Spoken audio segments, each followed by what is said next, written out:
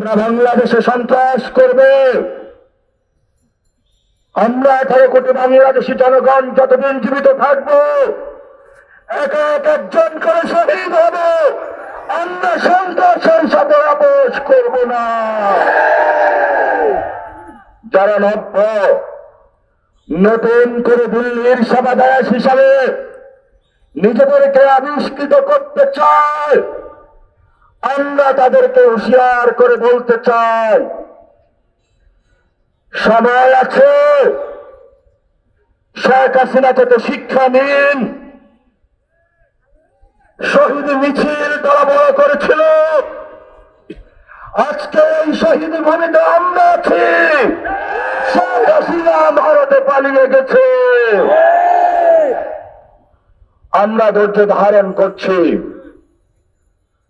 আমাদের ধৈর্যের বাঁধ ভাঙবেন না আপনারা। যদি ধৈর্যের বাঁধ ভাঙতে হয় তাহলে গণতন্ত্রের মধ্যে আসুন। আগামী 12 তারিখের জন্য অপেক্ষা করুন।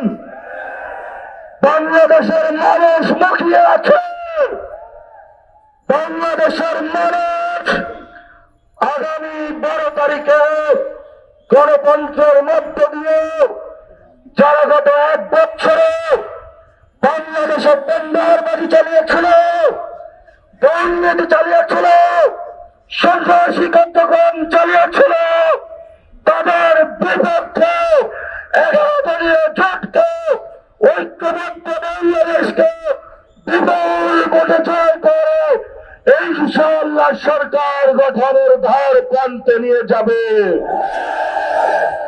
তোমাদেরকে আমরা সেদিন বিচারের মুখোমুখি করব, প্রতিটি আশার হিসাব নেব, প্রতিটি শহীদের হিসাব নিব। আমরা শহীদ হতে প্রস্তুত আছি। আমরা আল্লাহ ছাড়া কাউকে ভয় পাই না। আমরা আজাদীর পক্ষে, গণনা গোলামীর পক্ষে, আজাদীর মিছিল চলবে চলবে। প্রিয় উপস্থিতি,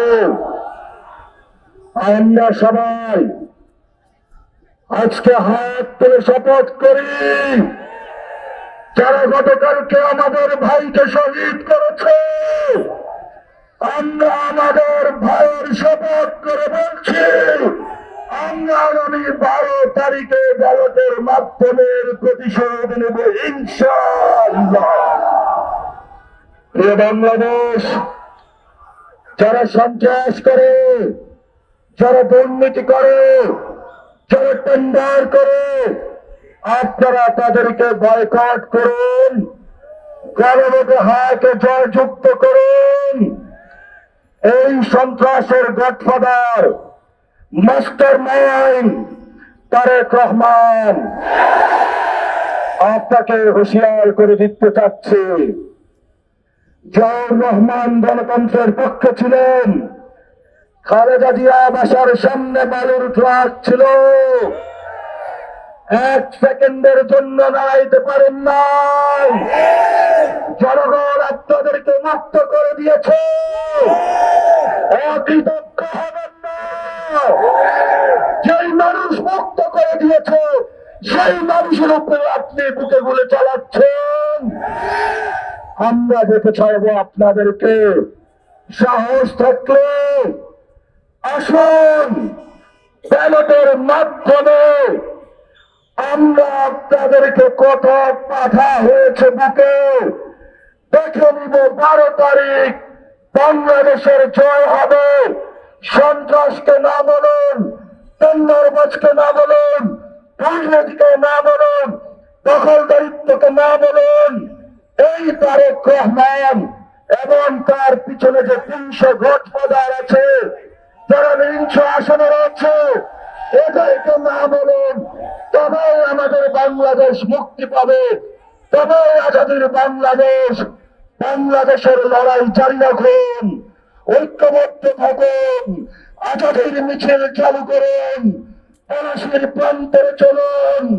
আমরা চাই একটি নতুন বাংলাদেশ, যার মধ্য দিয়ে সবাই ঐক্যবদ্ধভাবে শহীদদের যে স্পিরিট রয়েছে সে অনুযায়ী আমরা বাংলাদেশকে গঠন করব।